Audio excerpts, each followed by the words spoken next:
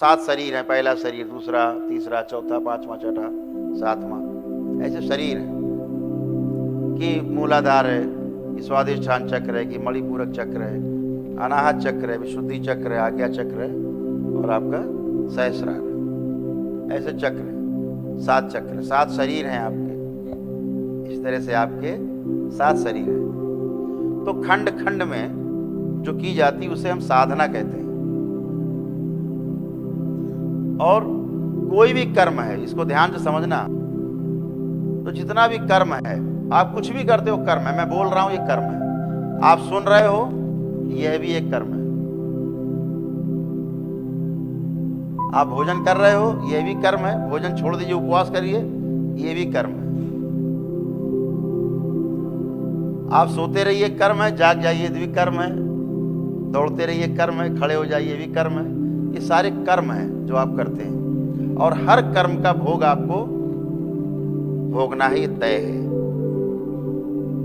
क्यों भोगना है? क्योंकि कर्म आप कर रहे हैं, तो जो भी आप करेंगे उसका भोग निश्चित है। तो ऐसा क्या किया जाए कि हमारे द्वारा किए जाने वाले कर्म का भोग हमें ना भोगना पड़े? ऐसा क्या करें? तो इसके लिए बहुत सीधा है। भगवान शिव कहते हैं कि कुछ भी हम करें, कर्ता के भाव से जब हम करते हैं कि मैं कर रहा हूं, तो इसका भोग तय होता है। ठीक है? आप देखते हो ना, जब आप आते हो दरबार, आप बोलते हो कि गुरुदेव आपकी कृपा से हम बहुत अच्छे हो गए, हम मरने से बच गए, तो हमारा आप पूरी बात नहीं कह पाते, मैं बोलता हूं तुरंत, सब बाबा और माँ करते हैं।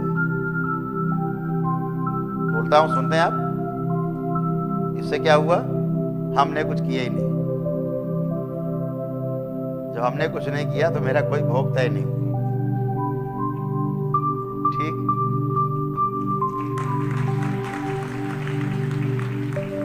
और जहां हम कहते हैं हाँ भाई ठीक कह रहे हो, हमने ठीक किया, अच्छा किया भाई, हमने तुम्हारा ये किया, इससे किया, वैसे किया, तुमको अच्छा तो किया, ये मेरा भोग तय हो गया, क्योंकि हम कर्ता हो गए। हमने मान लिया गहरे में कि हमने किया है, स्वीकार कर लिया मेरे मन ने, तो फिर हम कर्ता हो गए। जब कर्ता हो गए तो भोग तय है। इसीलिए भगवान श्री कृष्ण ने अपने पूरे दर्शन में, भगवान श्री कृष्ण ने कभी साधना नहीं की। कभी पढ़ा आपने? किसी ने पढ़ा कि भगवान श्री कृष्ण ने कोई साधना की कहीं जाके जंगल बैठ के?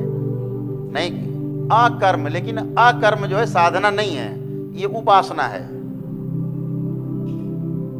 साधना वो है जो खंड खंड में होती है, उपासना संपूर्णता में होती है कि मैं तो हूं ही, अहम ब्रह्मास्मि, यहां तक। लेकिन उपासना पद्धति भगवान श्री कृष्ण की जो थी वो उपासना पद्धति थी, इसलिए कभी कोई साधना नहीं की उन्होंने, क्योंकि उनका सारा जोर अकर्म पे था। जो भी करते थे वो अकर्म, मैंने किया ही नहीं। जैसे अभी हम कहें कि आपके साथ एक सज्जन आए थे, वहां उनका क्या नाम था, तो आप कहोगे अरे याद बहुत, आप करो खोपड़ी खुजलाओगे, इधर देखो उधर देखोगे, मत्था ठोकोगे, याद नहीं आ रहा, याद नहीं आ रहा, बहुत कष्ट। जितना कोशिश करो उतना भूलते जाओगे, ये भी अद्भुत है कि जितना कोशिश करोगे उसका नाम याद करने की, उतना भूलते भी जाओगे। विस्मरण, इसी जो शब्द है विस्मरण, विस्मरण शब्द का अर्थ ये है भूल गए ऐसा नहीं है, याद है लेकिन याद नहीं आ रहा है, विस्मरण का ये अर्थ है। जैसे यहां बैठे आप जितने लोग हो, आपको जान के आश्चर्य होना चाहिए, होगा भी आश्चर्य भी, जितने लोग आप बैठे हो, जितने भी यहाँ और जितने पृथ्वी पर मौजूद हैं मानव, लगभग 750 करोड़ मानव है, स्त्री पुरुष बच्चों बुजुर्ग के रूप में, सभी परमात्मा है, सभी परमात्मा है।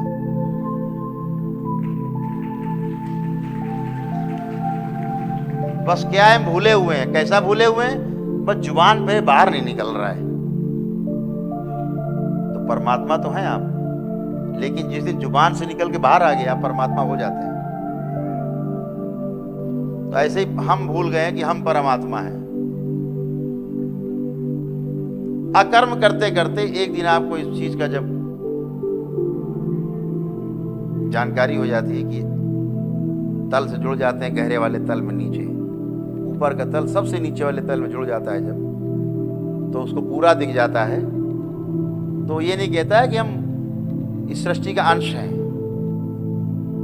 वो कहता है मैं ही सृष्टि हूं।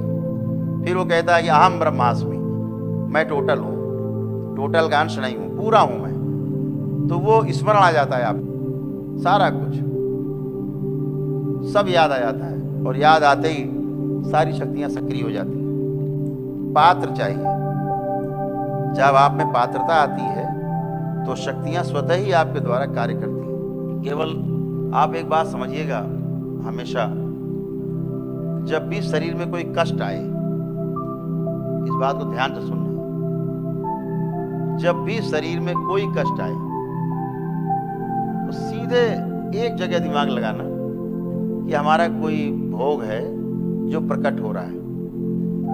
कष्ट आते हैं आपके भोगों को आप भोग पाओ, भोग करके आप शुद्ध हो जाओ, आपका अगला जन्म अच्छा हो, समझ रहे, इसलिए आते हैं। चाहे कोई दोष हो, चाहे किसी प्रकार का कोई अच्छा कार्य हो तो उसका भी आपको मिलता है यश और भोग मिलता है। अभी तक जो भी आपने पुण्य कार्य किए, आपको ध्यान होगा सभी को भी, जिसने जितना ज्यादा पुण्य किया होगा, जिसने जितना ज्यादा अनुष्ठान किया होगा, जप तप हवन किए होंगे, उतना ही कष्ट में आ गया होगा।